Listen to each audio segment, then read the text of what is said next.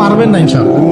রিজিক আছে, খাবো ইনশাআল্লাহ, কিন্তু হয়তো বা অভাব হবে, টাকা পয়সা একটু কম হতে পারে, অন্যের 10 তলা ফ্ল্যাট হবে, আমার হবে না, ঠিক আছে, অন্যের এত বিঘা বিঘা জমি আমার হয়তো হবে না, কিন্তু ইনশাআল্লাহ তাআলা এই যে দুনিয়ার মুসাফিরের জীবনটা, এটা মুসাফিরের জীবন না, মুসাফিরের জীবনটা কেটেই যাবে ইনশাআল্লাহ। কাটবে না? যে কোনো ভাবে কেটে তো যাবেই ইনশাআল্লাহ।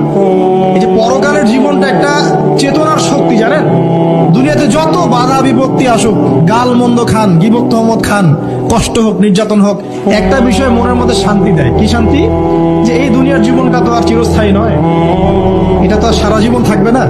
ইনশাআল্লাহ এই অবস্থা আস্তে আস্তে পরিবর্তন হয়ে যাবে। ফাইন্না মাআল উসরি ইউসরা, পরকালে ইনশাআল্লাহ পাবো, দুনিয়াতে না পেলে কি হয়েছে, পরকালে পাবো ইনশাআল্লাহ। যুবক ভাই, এসব জেনা ছেড়ে দেন, আল্লাহ রাব্বুল আলামিন আপনার জন্য হুর রেখেছেন জান্নাত, ইনশাআল্লাহ পাবেন ইনশাআল্লাহ।